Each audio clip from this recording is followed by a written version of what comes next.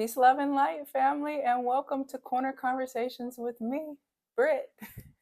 This is where I take the time to answer any questions that you guys may have sent me and provide a little bit of insight into your holistic health, wellness, and fitness journeys, be that as an athlete that is competitive by nature and running now, or also my weekend warriors, individuals that literally get up and move their body.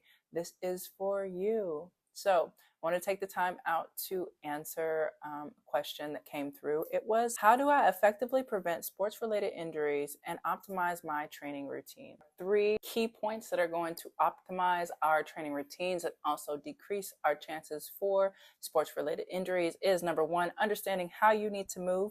Secondly, implementing the appropriate movement patterns for what you need to be doing. And then also honing in on that goal. Those top 3 are my takeaway. And if you want to hear more details about these 3 tips, just keep listening. Understanding how your body is supposed to move, mastering that optimal functional range of motion, that optimal flexibility, as well as the optimal strength inside of whichever position that you hold. If that is wide receiver, basketball player, volleyball player, swimmer, avid runner, weekend warrior, my tough mutters. I mean, I'm talking to you guys, okay? Definitely understanding what your body needs to be able to do in order to do that thing, right? So understanding how your body is supposed to be moving and mastering that is what's going to really be that key tip takeaway from this. A couple ways that you can do that. You can reach out to your strength and conditioning coach, an athletic trainer like myself, to provide you what's called a functional movement screen. And it's basically that type of screening is a comprehensive screening that assesses your overall movement patterns and sees if there is any type of asymmetries or malalignment, something's not moving the way that it's supposed to, or something is a little more stuck, a little more tight, and it addresses where there is an issue or where there might be an issue so that we can look at and overall eliminate any type of potential for an injury. The second type of screening that you have is also done with a qualified healthcare provider, such as an athletic trainer or a strength and conditioning coach, physical therapist, movement specialist, and that is your walking gait analysis. This will actually give us information on how your walking pattern relates into how you actually are able to move your body. We would be able to see any type of asymmetries or tightness again that might be limiting you in your day-to-day movements.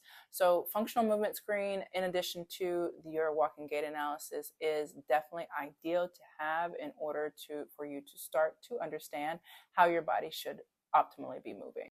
Number 2 key tip I want to give you would be actually implementing appropriate routines for your sport. An ultra marathoner is not going to have the same routine physically inside of fitness or their strength conditioning, their mobility, their flexibility, all of those programs. None of those are going to look the same as, let's say, an offensive lineman. So understanding your sport and what is required of you in terms of energetic needs, energetic output, energetic input, what you need to be putting into your body in order for you to sustain the energy levels needed and the strength levels needed for your sport is going to be very important here. So it comes down to you studying your sport and mastering the movements that are required of you. Review all of your work and critique it. Eyes and ears from qualified healthcare providers will definitely be able to set you apart from your competition. The third and final way to optimize your training routines is honing in on your goal. You need to understand your goal. Okay, this is for the athletes that are in college as well as the athletes that are, like I said, my weekend warriors. You need to have a proper goal in mind.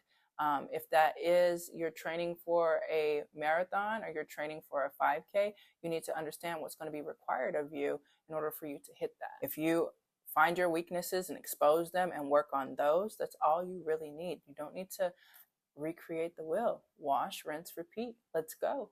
So our quick recap for our 3 key points that are going to optimize our training routines and also decrease our chances for sports-related injuries is, number 1, understanding how you need to move. Secondly, implementing the appropriate movement patterns for what you need to be doing. And then also honing in on that goal. Those top 3 are my takeaway. If you want to hear a little bit more about this or read in depth, I do provide an article on this in our blog. You can find it at www.bfit-atfi.com/blog. and it has all this information. If you want to learn a little bit more about functional movement screening or gait analysis, it's all there for you. Thank you so much for tapping in with me on these corner conversations with me, Britt. If you have any other questions, you know where to find us. Peace, love, and light, family.